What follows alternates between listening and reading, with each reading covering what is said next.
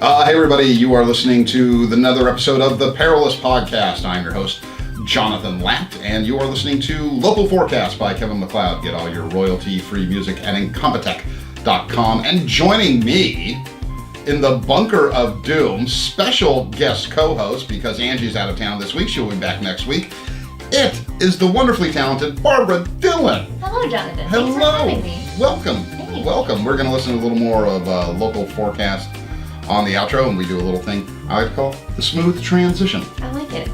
And that's it. Because I am terrible at this. But Barbra Dillon, I met your husband, Brian, at Wheaton. We did a panel together. Yes. And then you guys were very nice and had me over to do Fanbase Weekly. You were a delight. I had so much fun. Best podcast theme song ever. Thank you to Adam Warrock. Yeah, dude. He's amazing. Awesome. And also, I've done a lot of podcasts and interviews and stuff like that. There are two podcasts now that I would do at the drop of a hat. It's yours, and then I think we have a mutual friend, which is, do you know Keith Lane or Ben Raggington? Yes. Yeah. Oh, Two Gay Geeks. Two Gay Geeks. Oh, I adore that. I love them so much. We met them in Phoenix for the very first time, but we also had mutual friends that knew each other. So. They are. You know, it's funny. We can ditch these useless things. They're terrible. But didn't we look professional for like 5 minutes, Yop Top? I felt really, really Did you feel? important. Thank you. Yes. I'm glad. That's my goal. But I think Ben and Keith were my second interview when the novel came out. Mm-hmm. And they gave it a wonderful review. And they've become very dear to me. And they are two of the sweetest guys in the world. So now it's like we just hang out. I went out to Phoenix and hung out with them, and usually when they come into town for some sort of nerdy extravaganza, we grab dinner or something. They're just wonderful. But I do theirs. Anytime they ask me, I'm on there, and I just had so much fun on your guys' podcast. Oh, thank you. It was a great group of people. But let's talk about that. Okay. You are the co-founder of Fanbase Press. You're also a voiceover artist and an actress, and very multi-talented lady. And Fanbase Press does a lot of things.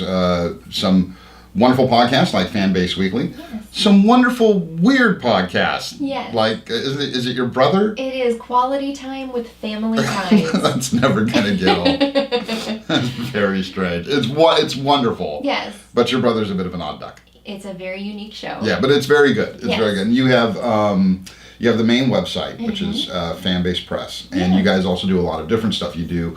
Well, why don't you? Because I know you do audio books or audio plays. We do. And you have comic book. Yes. Yeah. So we do. First and foremost, we are a comic book publisher. So we try to appeal to all different fandoms through all different genres. In fact, our tagline is that we celebrate fandoms and create new ones. So not only do we create our own works, but we are huge proponents and supporters of other creators by way of we do daily interviews, whether written or audio. We do reviews of other works, and not just within the comic book genre, but within all entertainment mediums. So we do theater reviews, film, TV, absolutely everything, because everyone who is a creator, we want to give them a voice and a platform. Yeah, no, and your website's wonderful. It's like a goofy IO9. Yes. I mean that in the nicest possible way. I really do. It really is. Yeah, but as you mentioned, we do, in addition to that, we have a whole podcast network with Fanbase Weekly, with Quality Time with Family Ties. We have a brilliant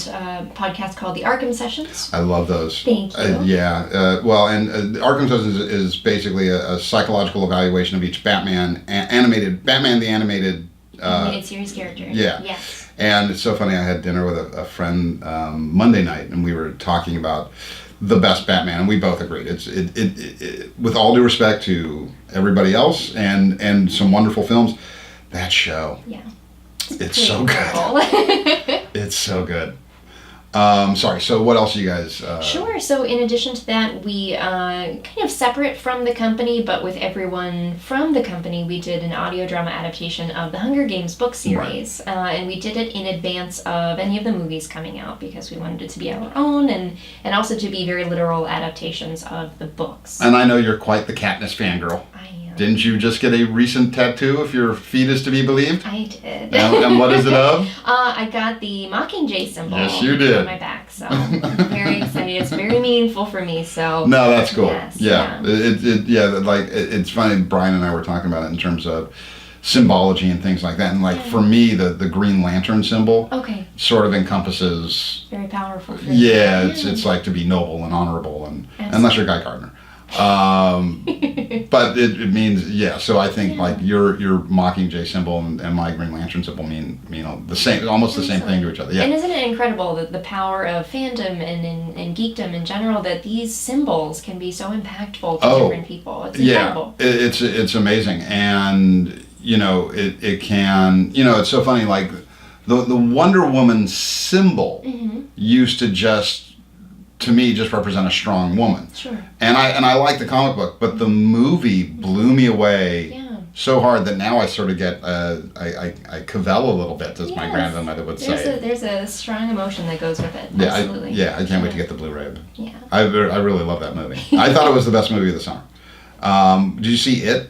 I did. What did you think?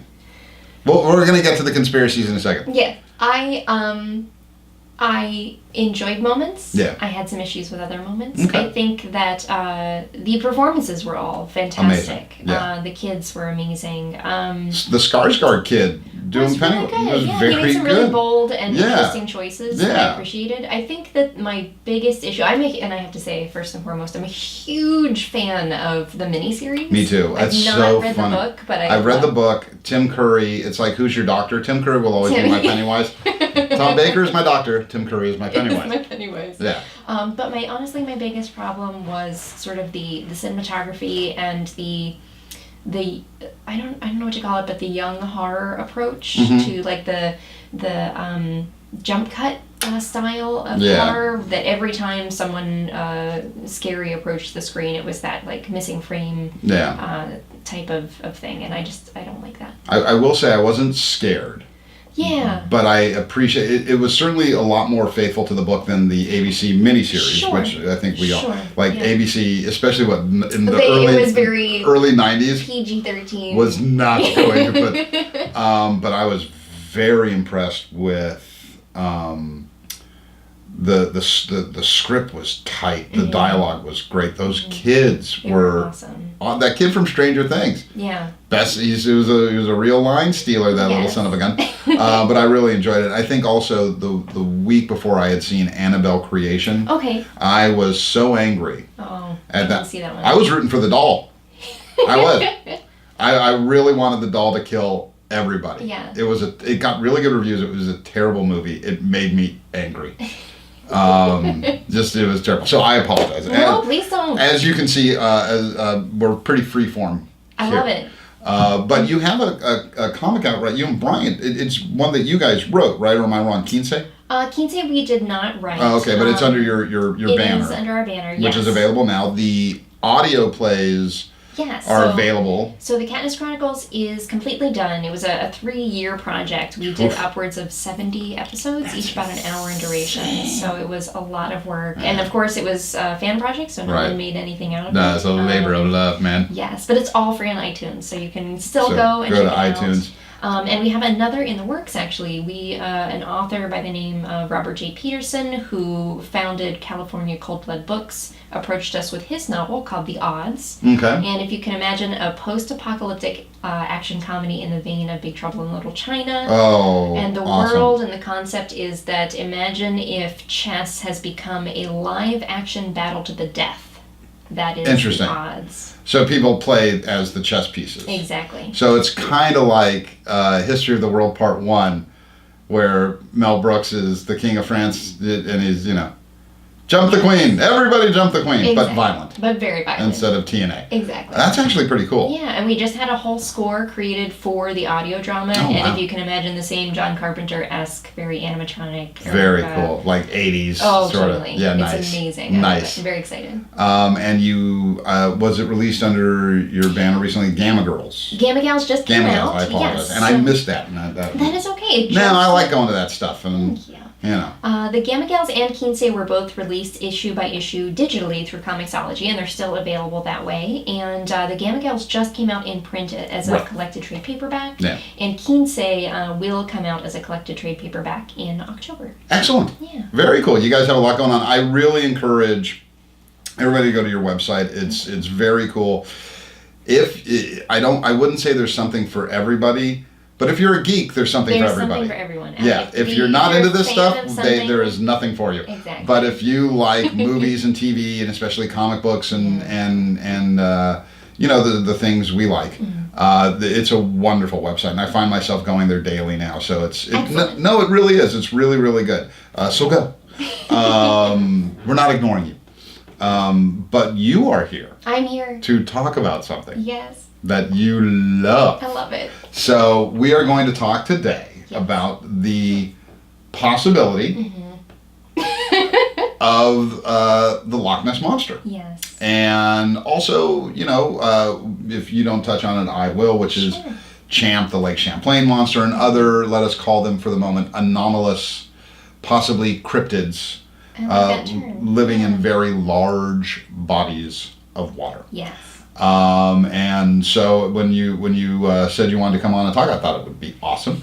So why don't, as the guest, yes, please go first. Sure. Why don't you tell me what you think? I shall attempt, most likely not succeed, but I shall attempt to sit here. Yes. Quietly. Oh no! Please engage with me because I find this fascinating. Let you talk. So, as a child, I was a total geek for the Loch Ness Monster. The hell you say? I can't explain why. What? And as everyone knows, there are so many different documentaries and half-hour videos on the Loch Ness Monster and on anomalies such as this. And I just craved them. I watched every single one. Anytime it was on, I would watch it repeatedly just because it was so neat. And I thought, wow, this is so cool. And even in learning that we were going to talk about the Loch Ness Monster, I went back and watched a lot of those same documentaries because it's been a while. No, absolutely. Look, I watched a few things today. Yes. And went to Wikipedia. Yes. We cover so much stuff on this that I constantly find myself having to, you gotta bone up on stuff. Absolutely, yeah.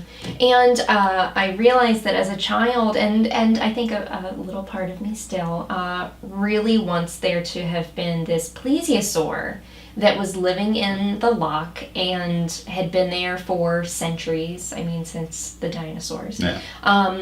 And millions of years, and just that there were these deep caverns within the loch through which it and or its family was moving secretly and evading everyone's cameras and boats and scientific equipment. So clearly, based on lots and lots and lots of scientific data, all of the possibilities of such a creature have been disproven. So or have they? But I guess that's where we can start. I mean, sure. Let's go ahead and let's just get it out there. Do you believe the Loch Ness Monster exists? No. That's okay. I really want to. I don't think it does either. But I do. I love to play devil's. Angie and I'm sorry she's not here. You'll meet her at some point. Sure. The co-host. We are really thinking about changing the name of the podcast to Angie and Jonathan Shit All Over Your Dreams. I like it. Because I feel so terrible. So I actually met Angie. I put an ad on Craigslist. Okay. And she was the first non-maniac to answer. Like, you would not believe who... I am so glad I didn't put my phone number. Oh my God. And here's the thing. I'm a believer in things. I don't believe everything, and I want proof, Sure. I mean, I do believe something weird happened at Roswell. I don't necessarily know what, but I do believe something happened, and I think I have a good argument for that. Well, and I would say, and sorry to interrupt you, but I would say that as scientists or scientifically minded individuals, we have to be open to the fact that there could be something, I agree, and I will say this. I mean, I don't think it's there. Sure. But I don't think the reasons scientists give for it not being there hold up.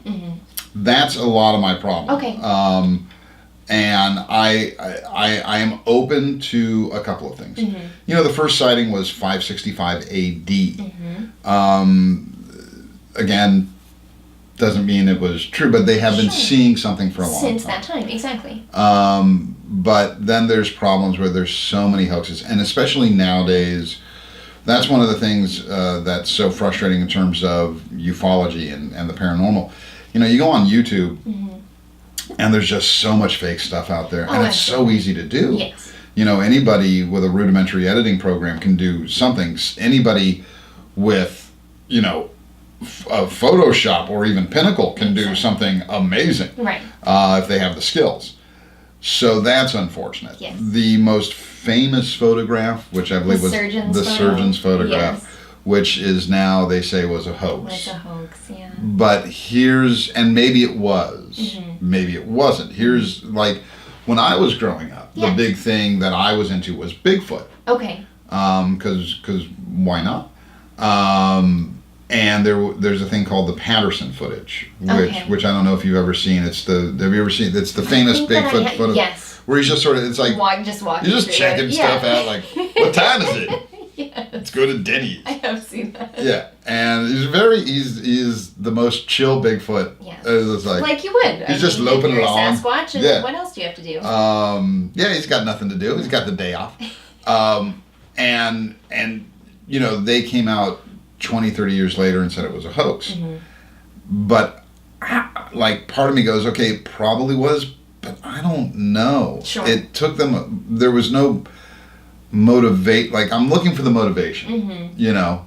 So. Well, interestingly, with the and I'm doing air quotes for those not watching at home, the surgeon's photo, as it's known, has been over the years, initially in the 70s and then in the mid 90s, a number of the people involved and or their children came out and said, yes, it was a hoax. Yeah. So, and it was these men who, the actual person who sold the photos, and who was originally said to have taken the photo, which is the surgeon. Yeah. He was actually a gynecologist. Huh? His name was, let me remember, Robert Kenneth Wilson, I believe, was his name. And he and his friends were some jokesters. And they also had some, like, revenge schemes that they wanted to get back at people for this. It was ridiculous. Okay. But ultimately, they sold the photo. And over time, like I mentioned, in the 70s and then definitively in the 90s, they did all of this photographic testing on the photo. And there was an image that appeared in all of the images and on the negatives. And it was proven based on the size of the thing that it was actually something towing the item. And it was in scale just so small that it could not have been. I think it was a toy boat, they said. Yeah, I think so. I think that's what, in, like, plasticine or whatever, that weird moldy stuff they played with in England in the 30s. Yeah, so I was very sad because, honestly, until recently, I did not know that it was a hoax. So I was always telling myself, but there's this photo. Right. Well, and I will say there are, you know, especially again on YouTube, there are just obvious hoaxes. Sure.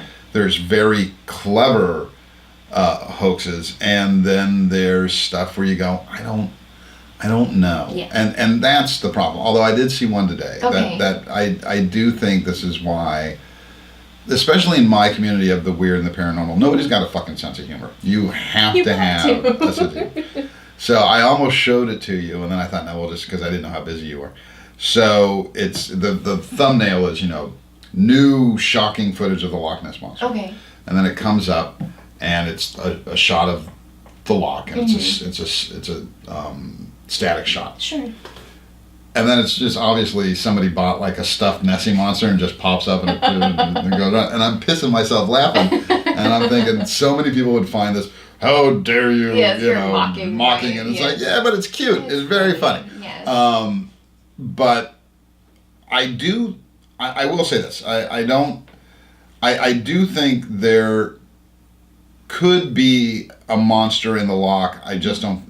But it's 99.9% a family of sturgeons that traverse through the lochs. And certainly not the size or scale of something like a plesiosaur, because I mean, and again, just going back to the science of it, that, you know, research has been done and testing has been done on the type of plankton and the amount of plankton in the loch, and that to feed something of that size, there simply isn't enough. No, but that's assuming it is an actual plesiosaur. Maybe it's something that looks like a plesiosaur but doesn't eat plankton. Something different, or absolutely. And they always talk about, and that's the thing where I think it's very interesting, where they always talk about how the loch can't sustain life, but there's salmon, Arctic char, trout. There's tons of fish life. Yeah. And the lochs actually connect through the River Ness. Mm-hmm. People say, well, and it also leads out into the Atlantic. Okay, but 99.9% of fish and other aquatic animals are either saltwater or freshwater. So that doesn't hold water. Exactly. But I do think, you know, it is possible for something to be living in there, but it's probably not a plesiosaur. Exactly. You know, there's a lot of eels in the loch, and you know, there could be a very old strain of very large eel that is able to reproduce. And eels are like octopuses, where even if it's a small crevice leading from loch to lake to river to whatever, they can squeeze through that son of a bitch and travel all around. Yeah. But you know, and it's been proven that there really are no tunnels because it's not semi-permeable rock. Right. So, and I think the other thing, going with the plesiosaur idea, which is what I always just wanted to cling to. No, that would be awesome. It would be awesome. But that it was an air-breathing thing. Yeah. So you would see it so much more often than we actually see it now. Right. So, and that's true, but it is a very large lake. I think it's the largest body of water in Great Britain. I'm just trying to play devil's advocate. Of course, yes. They say you've never seen a carcass washed ashore. Well, how often do you see a whale or a shark carcass or another giant squid? Right, because they die at sea and then they sink to the bottom. Yeah. Now there are of course photos of proof. I know. I'm trying to be open-minded. I appreciate your open-minded. These people drive me crazy. But the problem is with a desiccated carcass, it could be anything. I mean, shit gets weird when stuff starts to decompose. Absolutely. Yeah, like, ew. So, you know, but I will say, the one thing that has not necessarily given me hope about the Loch Ness Monster, but I do find fascinating, is the giant squid. And the video that has been found as of late. That thing's terrifying. I don't know if I can swear. No, go ahead. Holy shit. Yeah. It's... Fuckity fuck, that's a big squid. Terrifying. Oh, yeah. Well, and oh my gosh. What's really terrifying about that, and what a lot of people don't think about, is it looks scary, but you're thinking, not you per se, but the average viewer is going, oh geez, and they think of it like a shark or a whale, which has intelligence. Squids and octopi, are freaky smart. Really? If they had thumbs, we'd be fucked. Okay. Yeah, they're terrifying. I did once see an octopus attack a crab out of the water. I had an octopus do my taxes last year. I got $900 back. They're that's the way to do it. Very smart. No, they're terrifying smart. Yeah. Yeah. But again, I think most just want to be left alone. Yeah. So like cryptids, like the giant squid, I wouldn't call it a cryptid. But we also discover new, making the quotes, new species, which are just really old species we haven't discovered yet. Yeah. So, I want it to be true. I know. Don't think it might be, but it's probably not. I do still watch. I mean, I don't necessarily watch the Loch Ness Monster documentary so much anymore, but what I do watch when I have time is I love when they do deep water excavation. I just love when, like, even when James Cameron had a documentary where he did that, and just the things that are down there that we don't know. No, it's amazing. Yeah, it's amazing. For me, one of my favorite books is Journey to the Center of the Earth. Oh, okay. And so I thought you were going to say 20,000 Leagues Under the Sea. I've not read that. Okay, it's very good. Yeah, but I love the idea that there are these fascinating and amazing creatures that we just have that have just evolved and lived based on where they are, and I mean the things that have no eyes or that are translucent because based on evolution and where they live. It's fascinating. Well, and you look at like getting back to the James Cameron thing where. There are these tiny little creatures that should not be able to survive, and yet they're able to disperse the water pressure around their body, but they're also basically floating neon signs because nobody can see. Exactly. Yeah, there's very, very interesting stuff. Do you guys have cable or do you just stream everything? We stream everything. So YouTube, because all I have now is Yes. it's YouTube, Netflix, and Hulu. Yes. Never any illegal downloading. Never. But YouTube has a great live video section, live feed section, so you can find like oceanographic stuff when they're doing live feeds of like deep water exploration. Cool. Yeah, and Okay. I'll watch that shit I'll have to check that out. Oh yeah, I get my nerd on. I'll just make a couple.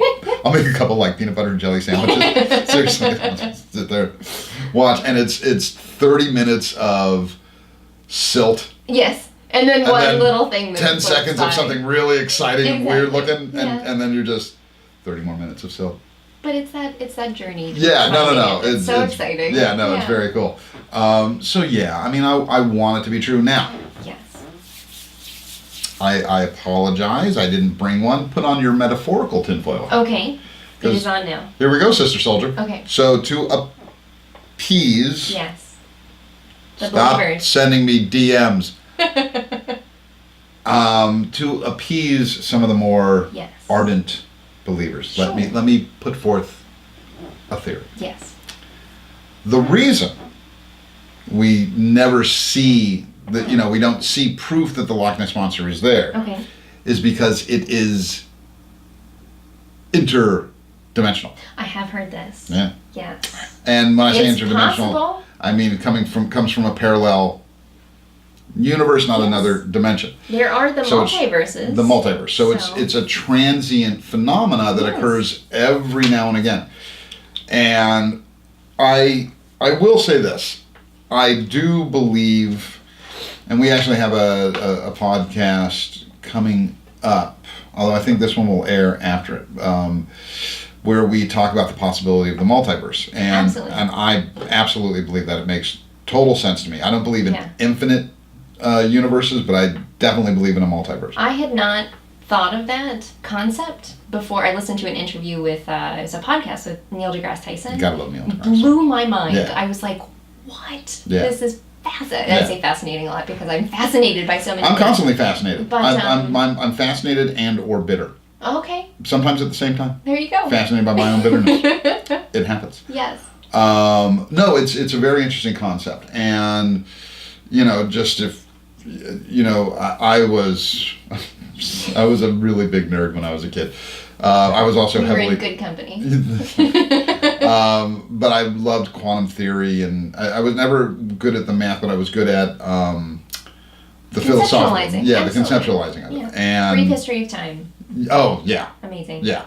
And getting into things where, interpretations of what the multiverse could be. Mm-hmm. So there could be an Earth out there where the meteor did not hit the Earth, the dinosaurs did not die, and every now and again we bump up, and the reason we don't see a huge colliding is that water is sort of that, in occult terminology, water is sort of the middle thing.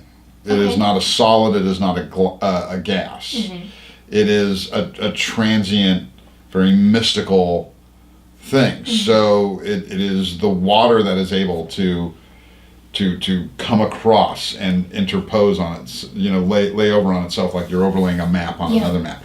As in It, where they overlaid the old dairy map onto the subway map or the sewer map. And as Pennywise is an interdimensional being. He is, and a total dick. That too. Worst clown ever. Mimes. That award goes to mimes. Yeah. Terrify me. Oh no, fuck mimes. Mimes are horrible. Mimes are the silence from Doctor Who. Oh yes. With makeup and shenanigans. Terrible. Oh yeah, no, I hate mimes. I interrupted you. I'm sorry. No, that's okay. No. Mimes, and look, here's the thing. I know it's like, it's an easy target. No, they're terrifying. They're terrifying. They're terrible. And if you, as a human, decide, I know what I'm going to study. Mime. I know what I'm going to be. Yes. A mime. Yes. Fuck you. It's the 21st century. I will tell you Stop what. it. I respect it as an art form. I don't. However, it's terrifying. It's horrible. I would rather sit through Momenschanz than Mimery or whatever. Yes. But so maybe. Yes. That. As a scientifically minded person, I have to accept that could be a possibility. But probably not. Probably not. It is a possibility. It is. Not a probability, but it is possible. Having said that, I think the bulk of these are either eels, very large eels. Sturgeons get huge. Sturgeons get really big. And they're kind of a freaky looking fish. But is it a plesiosaur? Probably not. Wish it was. Makes me so sad. I know, that'd be so cool. Plesiosaur. And then we have things like the Lake Champlain monster. Which I am not as familiar. You know, the thing about the Lake Champlain monster is Champ, as he likes to be called by his friends. Clearly. Evidently. Is, you know, it to me it seems like they retconned it. Okay. Like I think I took it back. I think the people in the Lake Champlain area went, no, we've been seeing it for hundreds of years. Oh my. Yes. Oh no. It's not just because Scotland's taking our tourism. Oh. So I don't know. Okay. But I will say I will say this, and you know, again, I think if we've learned anything, I think one thing we all have to understand is ancient cultures seem very wise because they're dead. Sure. Sorry. It should be like framed somewhere. Yeah, but they do. Like, they go, oh, that's so wise. No, they're dead. It just sounds mysterious. It Like, I does. remember 2012 with the Mayan calendar where it's like, the world's going to end. No, seriously, because they said it will. Yeah, or maybe they just ran out of rock. That too. No, like, that never occurred to anybody. Like, you know, We're still here. yeah, Quetzalcoatl, the rock carver, is sitting there going, all right, that takes us up to 2012. Let's do one more and break for lunch. Maybe he got bored. We're out of rock, man. Yeah. Oh, Well, when's the next shipment coming in? that's all the rock we Yeah, like 6 weeks.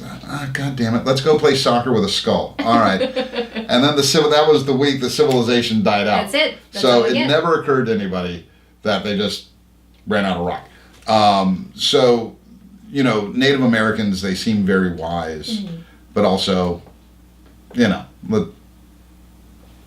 maybe a little grain of salt. So they will say, you know, we have always seen these things or whatever. Yeah, but Well, I think doesn't mean you know what you were seeing. I think that long ago, people or humanity as a whole attributed things to animism and to things that they could explain because obviously their scientific belief and evidence and was not as evolved as ours is now. Absolutely. And I'm sorry, go ahead. No, that's and clearly not as much as ours will be 100 Right. years Well, from and that's now, the other so- thing is it's like, you know, and that's why I really try to keep an open mind because, you know, while I'm saying that the ancients might not have known what they were looking at, we don't know anything. Sure. We think we know everything, and it's like we don't. We know based on the evidence that we have thus far. However, evidence is constantly changing. Yes, Yeah. we believe in gravity. However, we are constantly learning new things Yeah. about that not necessarily disprove things like gravity. That no, are but it givens, changes but- the concept of. Absolutely. Agreed, and you have to keep an open mind. You know, thank God. You know, climate change isn't real. Jesus Christ. Oh goodness. Yeah. Yes. Silent moment for. Sorry. You know, and I really try to keep away from politics on this thing, but This past year, you just have to go with it. President Shit the Bed is killing me. I won't even go there. I won't even do it. Fucking Cheeto Jesus. Sorry, everybody. Look, you're allowed to support Trump.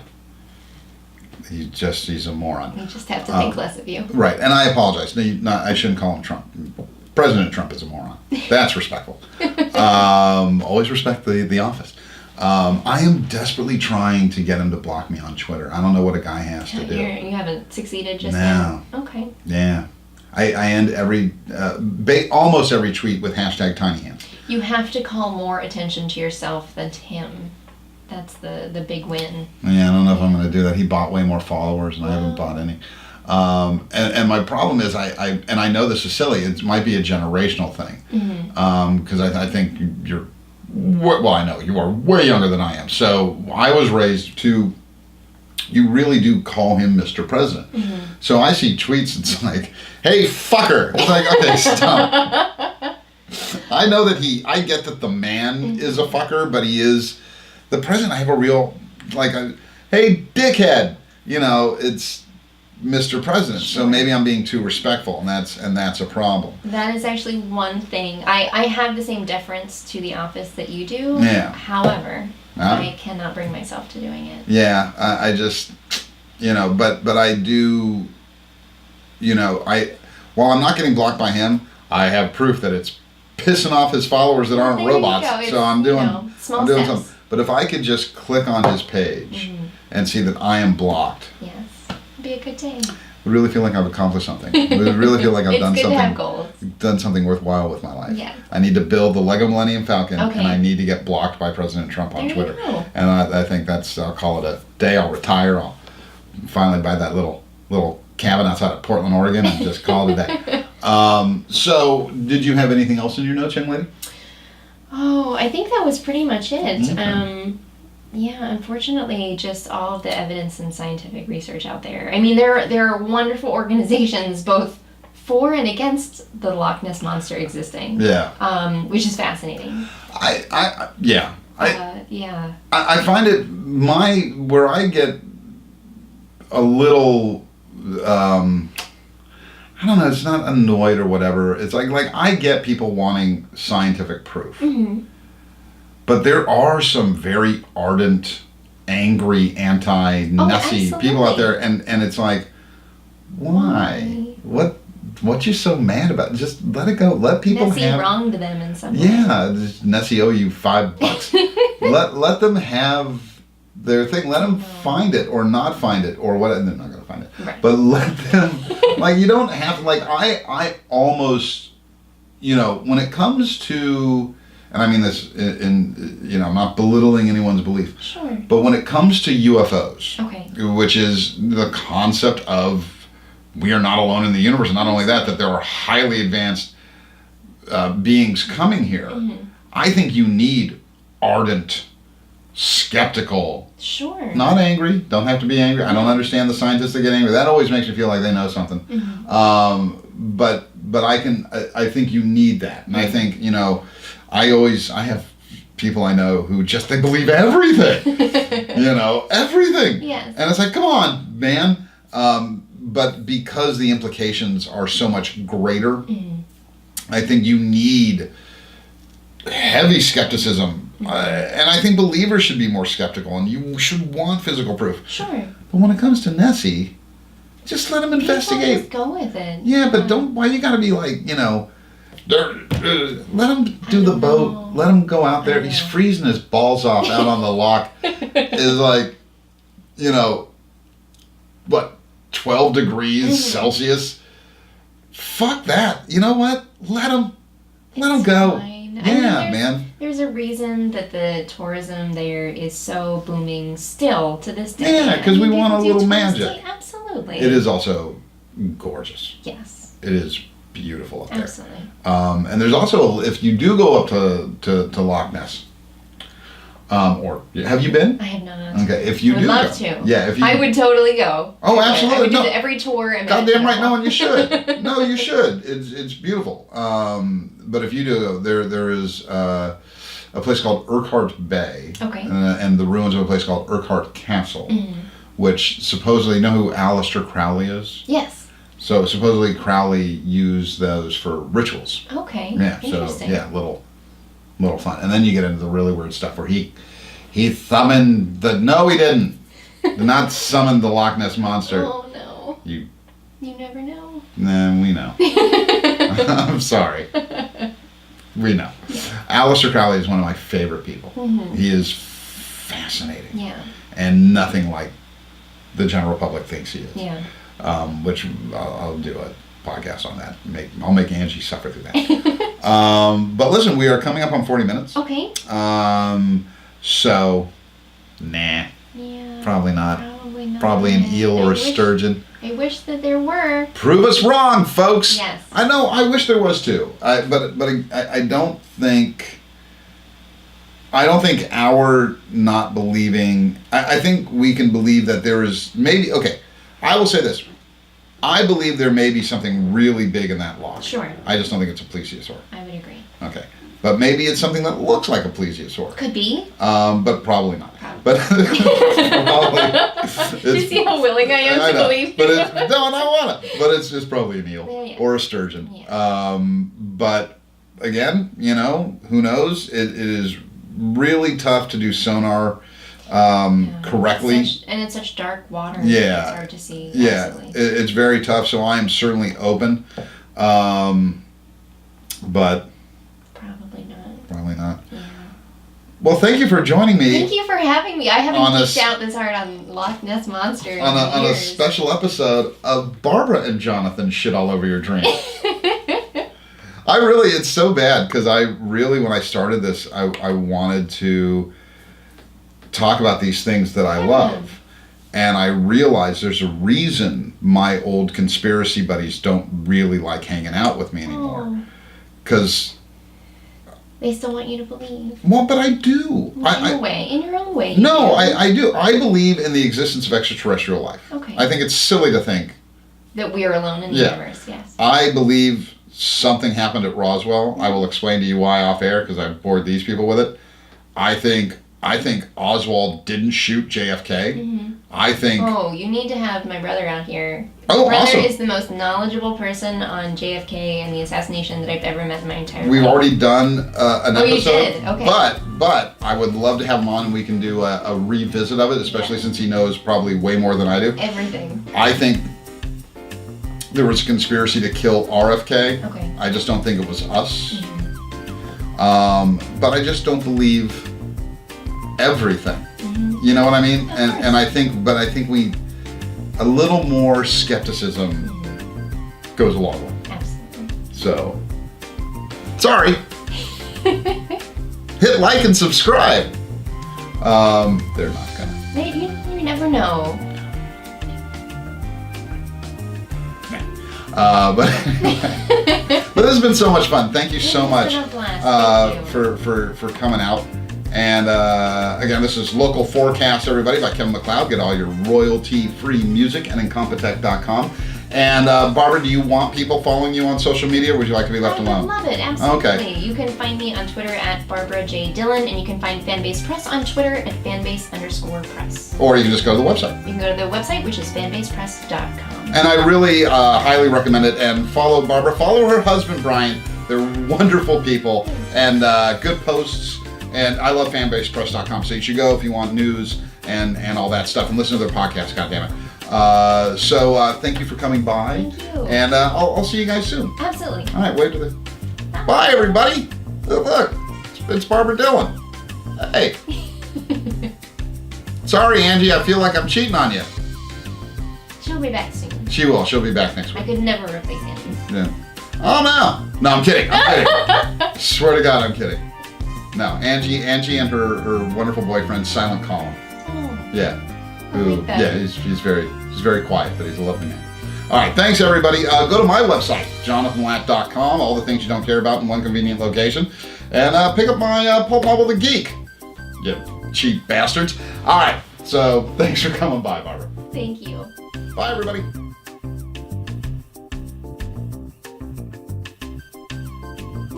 I hate technology. This is frightening. This water's spicy. I want to go home.